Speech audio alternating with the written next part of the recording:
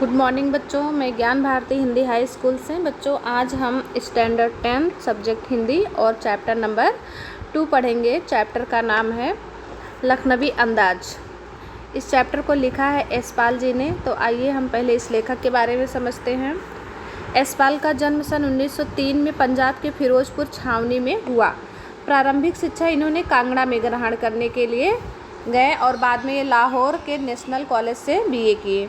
वहाँ उनका परिचय भगत सिंह और सुखदेव से हुआ, जो हमारे देश के बच्चों स्वाधीनता क्रांतिकारी वीर पुत्र थे।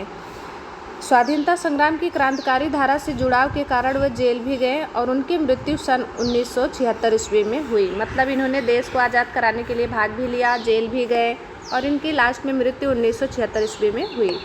यशपाल की रचनाओं में आम आदमी के सरोकार की उपस्थिति है। वह भारत यथार्थवादी शैली के विशिष्ट रचनाकार हैं। सामाजिक विषमता, राजनैतिक पाखंड और रूढ़ियों के खिलाफ उनकी रचनाएं सामने देखने को मिलती हैं। उनके कहानी संग्रहों में ज्ञानदान, तर्क का तूफान, पिंजरे की उड़ान व दुलिया, फूलों का कुर्ता उल्लेखनीय है। मतलब ये सब देखने को मिलेंगे। उनका झूठा सच उपन्यास भारत विभाजन की त्रासदी का मार्मिक दस्तावेज है। अमिता, दिव्या, पार्टी, कामरेड, दादा, कामरेड, तेरी मेरी, उनकी बात, उनके ये जो है अन्य प्रमुख उपन्यास हैं। और भाषा की स्वाभाविकता और सजीवता उनकी रचनागत विशेषता है। भाषा इनकी सरल और सुंदर होती थी।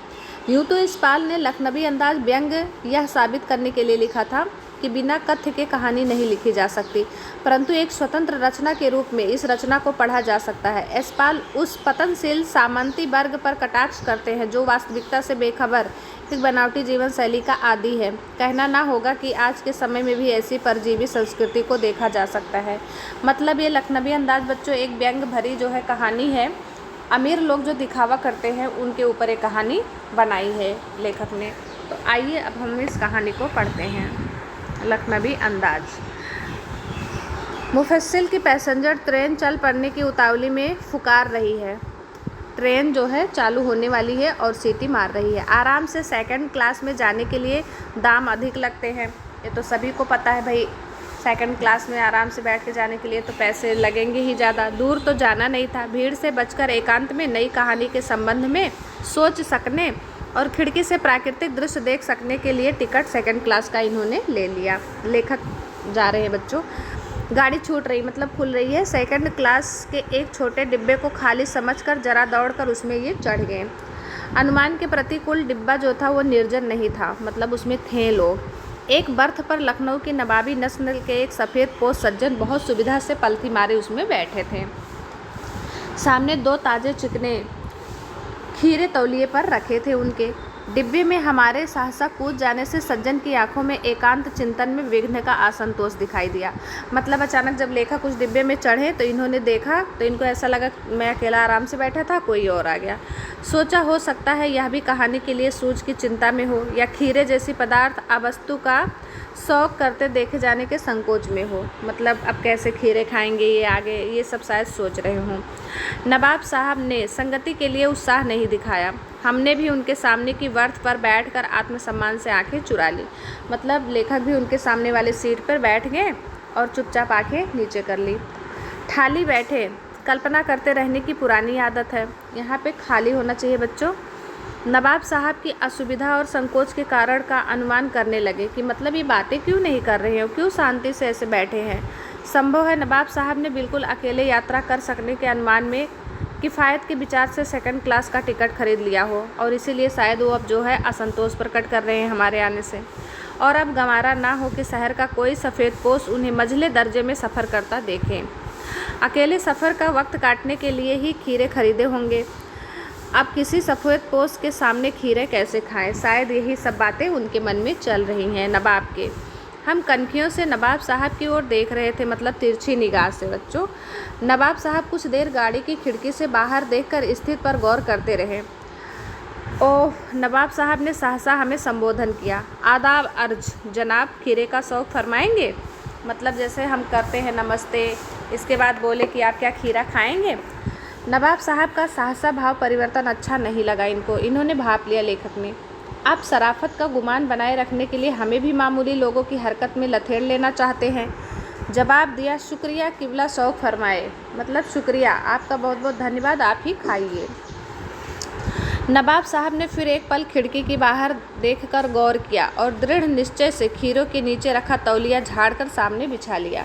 सीट के नीचे से लोटा उठाकर दोनों खीरों को खिड़की से बाहर धोया और तौलिया से पोंछा, जेब से चाकू निकाला, फिर दोनों खीरों के सिर काटे और उन्हें गोद कर झाग निकाला। फिर खीरे को बहुत एहतियात से छीलकर फाकों को करीने से तौलिए पर सजाते गए, मतलब पूरा प्रोसेस किए जैसे खीरा खाया जाता है करके। लखनऊ स्टेशन पर खीरा बेचने वाले खीरे के इस्तेमाल का तरीका जानते हैं। ग्राहक के लिए जीरा मिला नमक और पिसी हुई लाल मिर्च की पुड़िया भी हाजिर कर देते हैं। तो ये नमक मिर्ची के साथ खीरा खाने में अच्छा लगता है बच्चों, इसलिए उस साथ में वो भी देते हैं।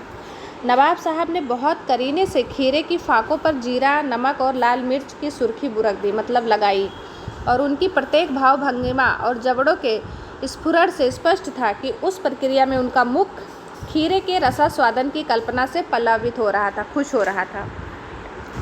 और लेखक कह रहे, हम कनखियों से देखकर सोच रहे थे मियाँ रईस बनते हैं, लेकिन लोगों की नज़रों से बच सकने के ख्याल में अपनी असलियत पर ये उतर आए। इन्होंने क्या किया, नवाब साहब ने फिर एक बार हमारी ओर देख लिया। वल्लाह शौक कीजिए, लखनऊ का बालम खीरा है, ऐसा उनकी तरफ बोलते हैं दिखाकर खीरे को। नमक मिर्च छिड़क दिए जाने से ताजे खीरे की पनियाती फाके देखकर मुंह में पानी जरूर आ रहा था लेखक के, मतलब ललचा रहे थे, लेकिन इनकार कर चुके थे कि हम नहीं खाएंगे, अब क्या करें। आत्मसम्मान निभाना भी उचित समझा, उत्तर दिया, शुक्रिया, इस वक्त तलब महसूस नहीं हो रही है, मतलब मेरे को इस वक्त खाने की ज़रूरत नहीं महसूस हो रही है।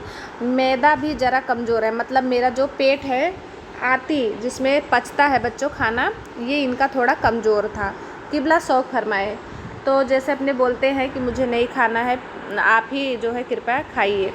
तो नवाब साहब ने संतृण आँखों से नमक मिर्च के संयोग से चमकती खीरे की फाकों की ओर देखा पहले, इसके बाद खिड़की के बाहर देखकर दीर्घ निश्वास लिया, फिर खीरे की एक फाक उठाकर होठों तक ले गए, फाक को सूंघा, स्वाद के आनंद में पलकें मूंद ली, मुंह में भर आए पानी का घूंट गले उतर गया। तब नवाब साहब ने फाक को खिड़की से बाहर छोड़ दिया। मतलब नवाब साहब क्या कर रहे थे, एक एक फाक को उठा रहे थे, सूंघ रहे थे और उसका सूंघ कर स्वाद ले करके खिड़की के बाहर फेंक दे रहे थे खीरे को। नवाब साहब खीरे की फाकों को नाक के पास ले जाकर वासना से रसा स्वादन कर खिड़की के बाहर फेंकते गए, इस तरह सारे खीरे। अर्थात बच्चों उन्होंने खीरे खाए नहीं, खाली सूंघ कर स्वाद ले लिया उन्होंने। नवाब साहब ने खीरे की सब फाकों को खिड़की के बाहर फेंककर तौलिए से हाथ और होंठ दोनों पोंछ लिए और गर्व से गुलाबी आंखों से हमारी ओर देख लिया, मानो कह रहे हों यह ख़ानदानी रईसों का तरीका खीरा खाने का। तो इस तरह से जो है वो वहाँ पे बैठे बैठे लेखक के सामने हरकतें कर रहे थे। नवाब साहब खीरे की तैयारी और इस्तेमाल से थक कर लेट गए। हमें तस्लीम में सिर खम कर लेना पड़ा है। ख़ानदानी तहजीब, नसाफ़त और नजाकत, ये सब जो है दिखा रहे थे। हम गौर कर रहे थे खीरा इस्तेमाल करने के इस तरीके को। खीरे की सुगंध और स्वाद की कल्पना से संतुष्ट होने का सूक्ष्म, नफीस या एब्स्ट्रैक्ट तरीका ज़रूर कहा जा सकता है, परंतु क्या ऐसे तरीके से उदर की तृप्ति हो सकती है बच्चों कि खीरा काटो और उसको सूंघो और सूंघ करके फेंक दो और पेट भर जाए? क्या ये संभव है? तो नहीं संभव है। तो लेकिन ये ऐसे ही कर रहे थे। नवाब साहब की ओर से भरे पेट के ऊंचे डकार का शब्द सुनाई दिया और नवाब साहब ने हमारी ओर देखकर कहा, खीरा लजीज होता है, लेकिन होता है शकील, नामुराद मैदे पर बोझ डाल देता है। मतलब खीरा तो बहुत ही सुंदर होता है, स्वादिष्ट होता है, लेकिन थोड़ा जो है कड़क होता है और वो मैदे यानी हमारे जो पेट है, पेट में जो आती है वहाँ पर थोड़ा बोझ डाल देता है, पचता कम है, जल्दी नहीं पचता है। ज्ञान चक्षु खुल गए इनके। पहचाना ये है नई कहानी के लेखक। खीरे की सुगंध और स्वाद की कल्पना से पेट भर जाने का डकार आ सकता है, तो बिना विचार घटना और पात्रों के लेखक की इच्छा मात्र से नई कहानी क्यों नहीं बन सकती है। तो इसी तरह से लेखक सोच रहे थे कि अगर ये व्यक्ति बैठे बैठे खीरे को सूंघ कर स्वाद लिया और उसका पेट भर गया, डकार मारा, तो क्या जो है बिना खाए ये सब प्रक्रिया पूरी कर ली, तो क्या हम बिना पात्र और कहानी घटना की कहानी नहीं लिख सकते हैं? तो कहानी भी लिख सकते हैं। तो बच्चों ये था लखनवी अंदाज की कहानी। अब इसके नीचे है प्रश्न अभ्यास। प्रश्न अभ्यास के सारे प्रश्नों के उत्तर आपको इस पाठ में से ढूंढकर लिखना है और पढ़ना है। इसके नीचे है शब्द संपदा, इसको भी लिखकर याद करना है। तो पूरा पाठ आपको 2 बार पढ़ना है और लिखकर याद करना है। ये चैप्टर यहाँ पे कंप्लीट होता है। Thank you.